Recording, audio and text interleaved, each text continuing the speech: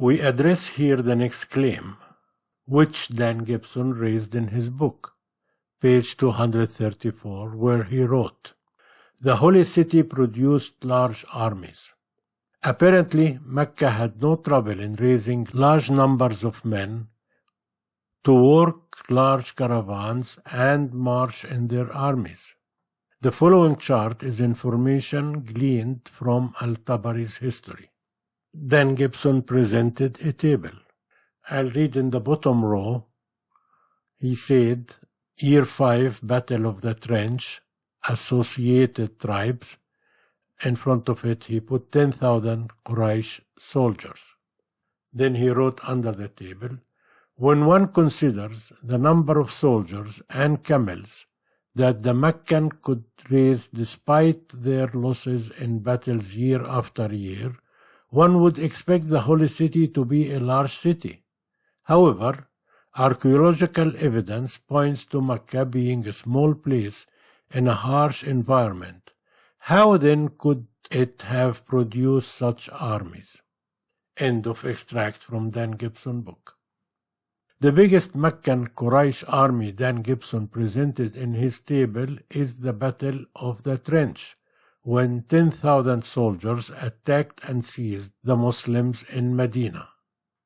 Dan Gibson knows very well, as he wrote in his table, Associated Tribes, that this battle was also called the Battle of the Confederates, because it was an alliance between Banu Nadir, Ghatfan, Quraysh, Banu Asad, and Salim. Total of all these allied tribes was 10,000 soldiers. But Dan Gibson wrote in the table 10,000 Quraysh soldiers. The time Quraysh may have contributed only 3,000, maybe 4,000 soldiers only. Dan Gibson showed in page 312 of the book a map naming the tribes, as I listed them above, that laid siege to Al-Madinah, but he did not list Banu al-Nadir, although Banu Nadir were the one who initiated, gathered, and organized the whole alliance. So Mecca did not produce 10,000 soldiers, and although Dan Gibson knew that very well, he claimed that Quraysh alone produced this number, yet in the map in page 312, he also showed they didn't. Dan Gibson also said, apparently, Mecca had no trouble in raising large numbers of men to work large caravans. End. What large number of men and what large caravans? That caravans, as we showed before, are only 2 journeys per annum, one in the winter and one in the summer. How many men you need to support one caravan at any given time? We move now to the second claim. In response to Al-Humaymah, claim 7, Dan Gibson alleged that the messenger, peace be upon him, received the holy revelation in Petra, and that the Quraysh tribe were living in a village called Al-Humaymah, 45 kilometers south of Petra, and that all the events of the dawn of Islam took place in Petra and not in Mecca. He said the Abbasids, or the Abbasid, came from Humaymah. However, historians told us that the Umayyad Caliph, Al-Walid bin Abd al-Malik, gave Al-Humaymah to Ali bin Abdullah bin Abbas in the year 95 Hijri, which is equivalent to 713 AD. Ali built a palace in it, and many of his relatives joined him and made Al-Humaymah their home. So the Abbasids only moved to Al-Humaymah after the year 95 Hijri. Before that year, there were no Abbasids nor Quraysh in Humaymah. Now we go to the claim about the Prophet Ibrahim alayhi salam. In page 235 of Quranic Geography, Dan Gibson said, Questions concerning Abraham and Ishmael.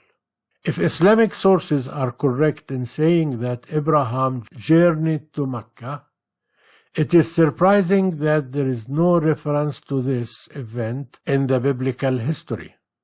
It would have required many months of difficult travel. End of extracts from Dan Gibson. First question that comes to mind: why the writers of the Old Testament will want to record anything that glorifies Ismail, alayhi salam, the son of Hagar? They ignored him, and the little they wrote about his descendants was not good. So why Dan Gibson is surprised? Second, Ibrahim alayhi salam is known, according to the Old Testament, to travel to faraway places. He traveled from Ur to Haran, from Haran to the Jordan River Valley. Then he traveled to Egypt and back. So he could have easily joined a trading caravan heading south to Yemen and left them near the valley of Mecca.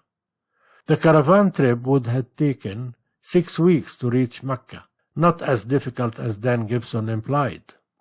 However, as Dan Gibson brought the Old Testament here, the question that needs an answer is, where is the great nation that God promised it will come out from the descendants of Ismail? In Genesis 17:20, God said to Abraham, "And as of Ishmael, I have heard you. I will surely bless him. I will make him fruitful, and will greatly increase his numbers. He will be the father of 12 rulers, and I will make him into a great nation." End. And as also written in Genesis chapter 21:18, when the angel spoke on the name of God to Hagar, when she and her child were left in the desert suffering thirst and despair, the angel said, "Arise, lift up the lad, and hold him in thine hand, for I will make him a great nation." End. So where is the great nation that God promised it will come out of the descendants of Ishmael? The Old Testament is silent about this nation, but the answer is clear. The descendants of Ismail established the nation of Islam. Islam is the promised great nation. Now we reach Dan Gibson's last claim, that all the mosques of the first Hijri century, their qiblas were directed accurately towards Petra, not Mecca. The claim that the first century qiblas were oriented towards the unspecified location in the northwest of the Arabian Peninsula was previously raised by Dr. Patricia Krohn and her colleague Dr. Cook. Islamic Awareness in 2001 responded with a scientific article published in 2001. At that time, Dan Gibson's book and research were not yet published. Following is the summary quoted from Islamic Awareness, as mentioned at the end of their comprehensive study they published on their website. Address of the study is listed here under. Here is the extract from Islamic Awareness. Conclusion.